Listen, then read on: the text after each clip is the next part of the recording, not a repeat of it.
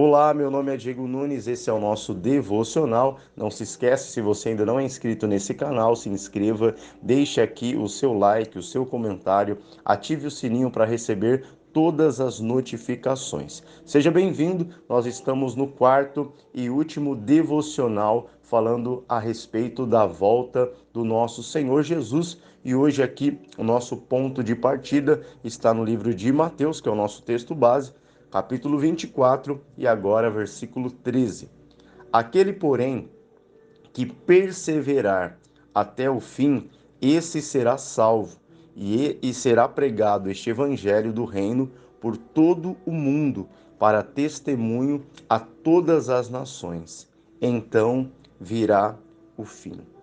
A espera pela vinda do nosso Senhor Jesus Cristo, ela deve ser vivida com perseverança. Por isso que aqui ele está dizendo: aquele, porém, que perseverar até o fim, esse será salvo. Esse porém, aquele é muito bem colocado.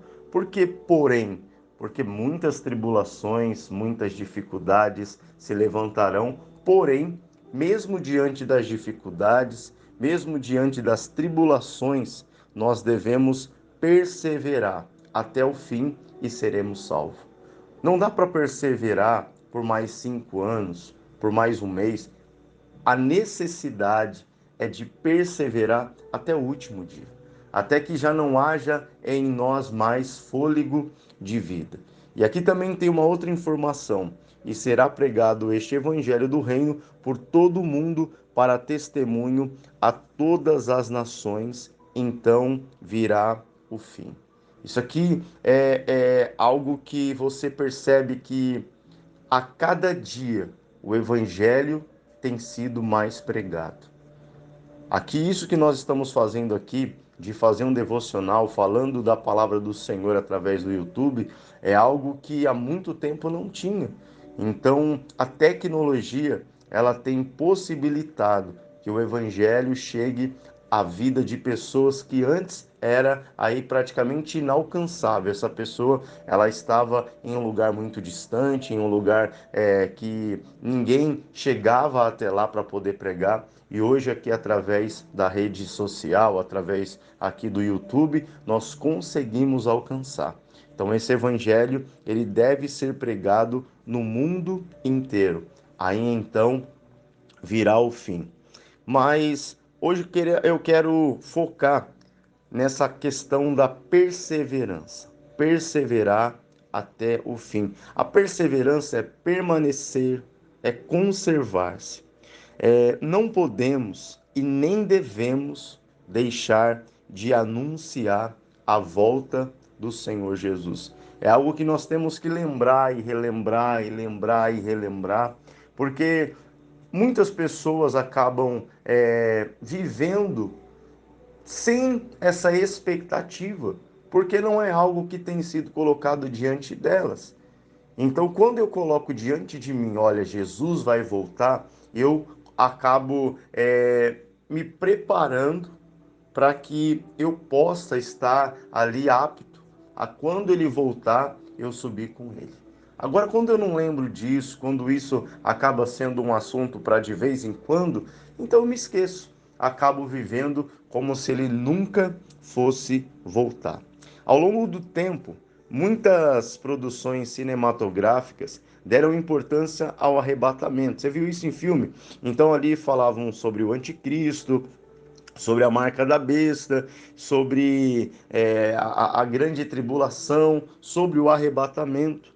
Porém, o nosso foco é ter uma vida firmada em Deus. Diego, você está dizendo que não é importante saber sobre o anticristo, sobre a marca da besta, sobre o arrebatamento? Não, não é isso que eu estou dizendo. Mas o que eu estou dizendo é que o nosso foco deve ser em ter uma vida firmada em Deus. Por quê? Porque se eu tiver uma vida firmada em Deus, o arrebatamento pode acontecer agora. Para mim não haverá problema. Se eu tiver uma vida firmada em Deus, se vir a marca da besta, ou como diz aqui, o poder do anticristo, eu estou com Deus. E aquele que está com Deus, guardado por Deus é. Nós vamos perceber isso aqui. hoje observando um salmo que é atribuído ao rei Ezequias. Nós estamos falando do Salmo 116. Nós vamos entender que sua volta, a volta de Jesus, exige que venhamos focar em cuidar e preservar pela salvação. Um dia você aceitou estar com Deus, andar com Deus, o Senhor, Ele te escolheu, o Senhor, Ele operou sobre a tua vida a salvação e agora há uma necessidade de você guardar essa salvação, de você preservar essa salvação. A vida com Deus não é uma vida com Deus só hoje, é uma vida com Deus amanhã, daqui a um mês, até o último dia de sua vida aqui nessa terra. Então vamos a esse salmo para, através desse salmo, a gente poder tirar para nós aqui uma lição valiosa para estar preparado para a volta de Jesus. Vamos lá? Diz assim: amo o Senhor, porque Ele ouve a minha voz e as minhas súplicas, porque inclinou para mim os seus ouvidos, invocá-lo-ei enquanto eu viver. Laços de morte me cercaram e angústias do inferno se apoderaram de mim. Caí em tribulação e tristeza. Então invoquei o nome do Senhor. Ó Senhor, livra-me a alma. Compassivo e justo é o Senhor. O nosso Deus é misericordioso. O Senhor vela pelos simples. Achava-me prostrado e ele me salvou. Volta, minha alma, ao teu sossego, pois o Senhor tem sido generoso para contigo. Pois livraste da morte a minha alma, das lágrimas os meus olhos, da queda os meus pés.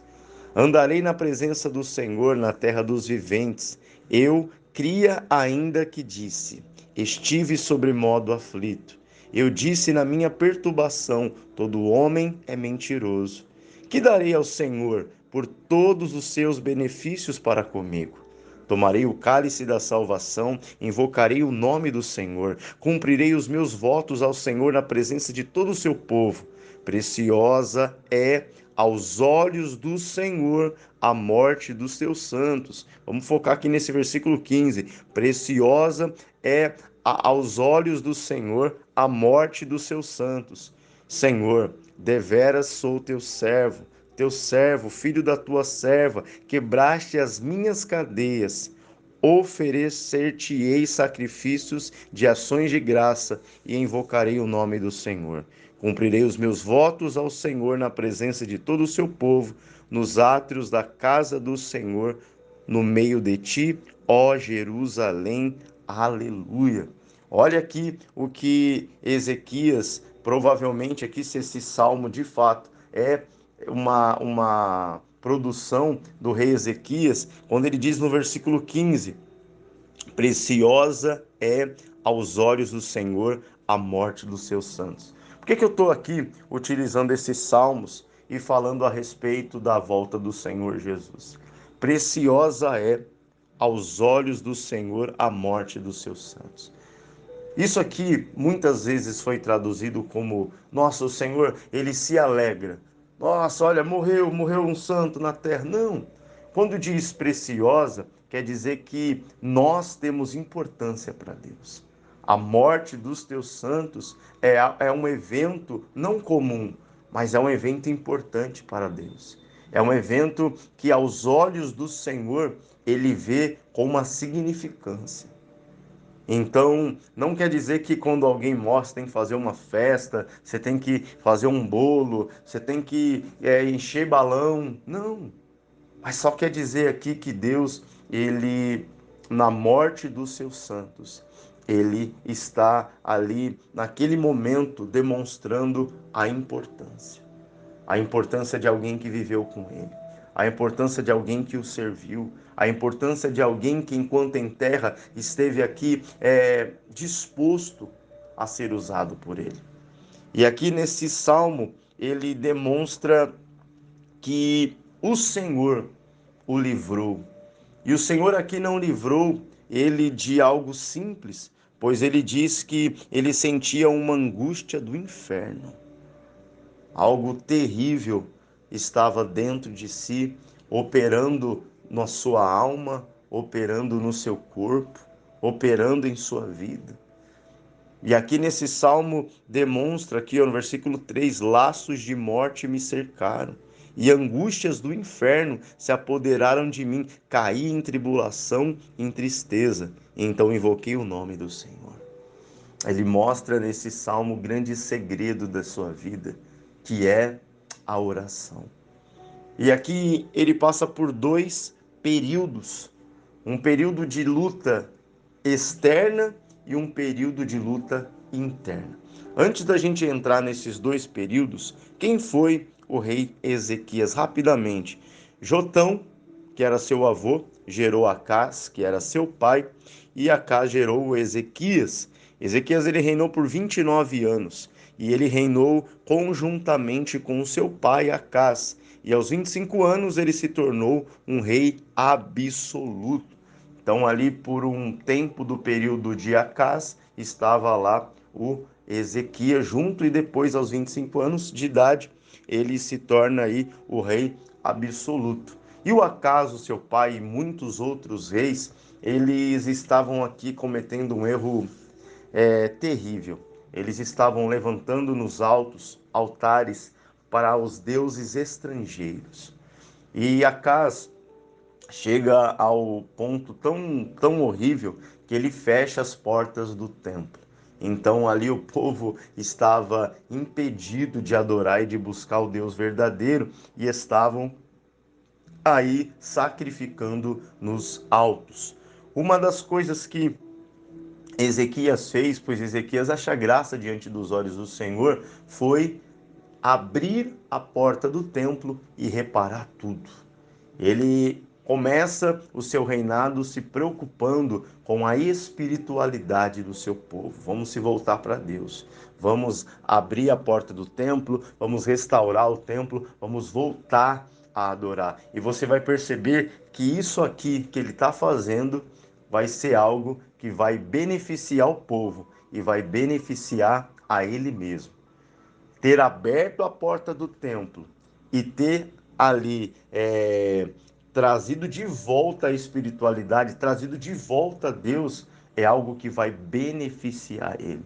A oração que você faz hoje, a busca que você faz hoje, tudo que você está produzindo diante de Deus, você vai ver o quanto isso vai te beneficiar amanhã. Então, aqui ele vive, como eu disse, dois períodos marcantes em sua vida, que você vai perceber que nesses dois períodos ele vai usar a mesma estratégia. Primeiro problema externo, a luta contra o rei Senaqueribe.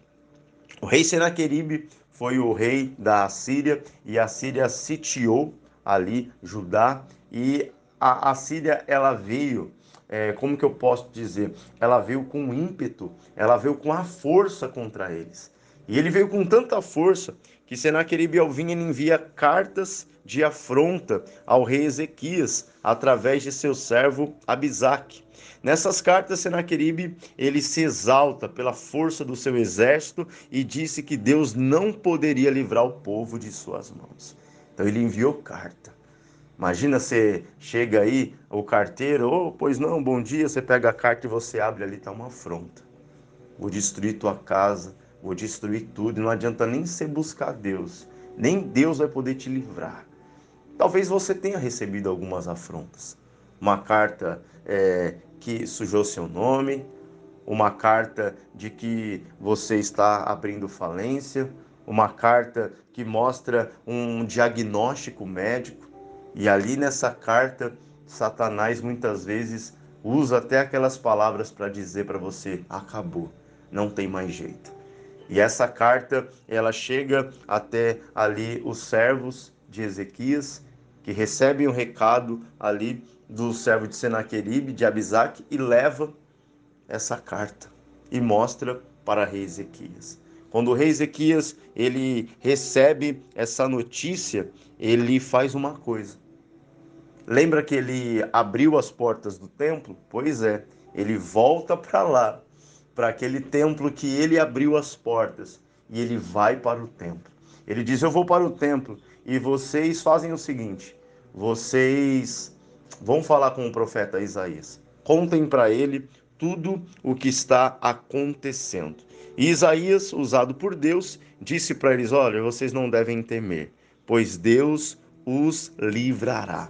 E Ezequias, diante da presença de Deus, que está escrito aqui em Isaías capítulo 37, versículo 2, diz assim: então enviou a Eliaquim, o mordomo, a Sebna, o escrivão, e aos anciãos dos sacerdotes com vestes de pano de saco, ao profeta Isaías, filho de Amós.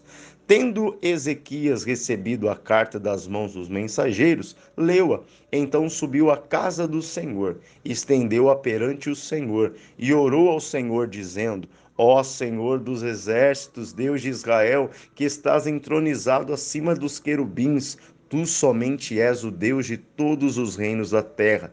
Tu fizeste os céus e a terra. Inclina, ó Senhor, os ouvidos e ouve. Abre, Senhor, os olhos e vê. Ouve todas as palavras de Senaqueribe, as quais ele enviou para afrontar o Deus vivo. Ele pega as cartas de afronta. Não sei como ele fez, se ele colocou no chão, se ele colocou em cima de algum lugar, mas eu sei que ele pega essas cartas e ele faz uma oração. Deus está aqui, ó. Olha a afronta que eu estou passando. Olha a afronta que Senaqueribe está aqui me trazendo. Senhor, aí ele faz essa oração aqui, ele diz: Senhor, o Senhor está entronizado entre os querubins. Ele exalta a grandeza de Deus diante da grandeza da afronta. Fala assim: aqui é grande essa afronta, mas grande é o Senhor. Maior do que essa afronta é o Senhor. E ali Ezequias, ele invoca o nome do Senhor.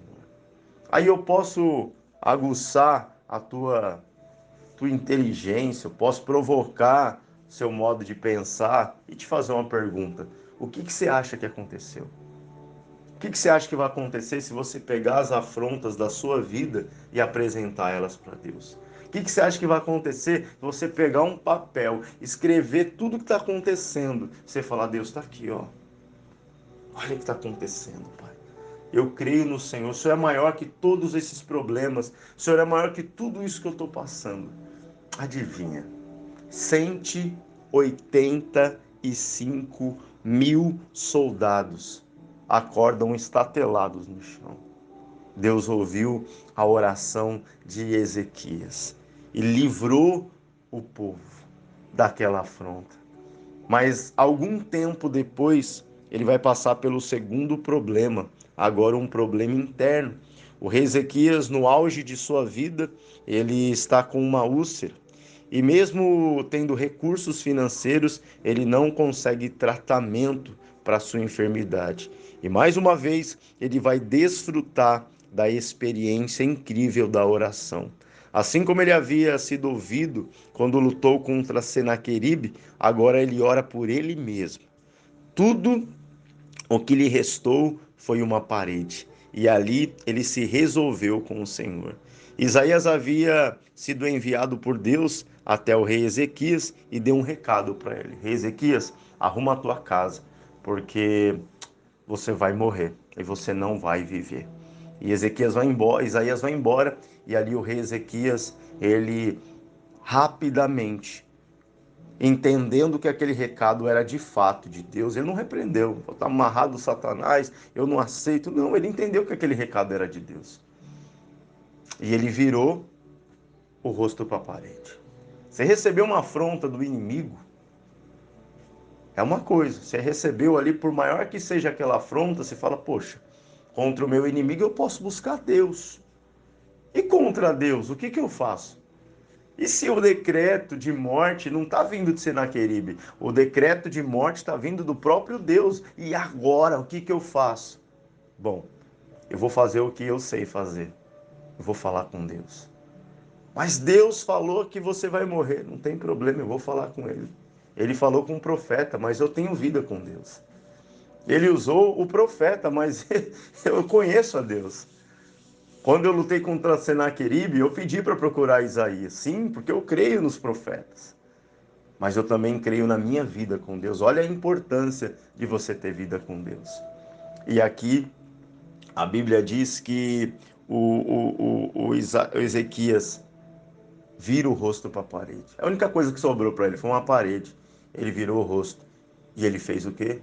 Ele orou. E antes que Isaías chegasse para fora do pátio, o Senhor falou: Isaías, volta lá porque ele orou, volta lá porque ele falou comigo, volta lá e agora você vai levar um outro recado para ele. Você vai levar um recado de vida, um recado de bênção. Passaremos, irmãos, por batalhas até a vinda de Jesus ou nossa partida, mas precisamos permanecer nele para que sua palavra esteja ao nosso favor e não contra nós. Se permanecermos, não precisaremos temer anticristo, marca da besta, pois estaremos guardados em Deus. Fica com essa palavra, fique com essa mensagem aqui e que você esteja cada dia preparado para a volta do Senhor Jesus. A cada dia o teu coração queime por Cristo e você esteja aguardando esse momento.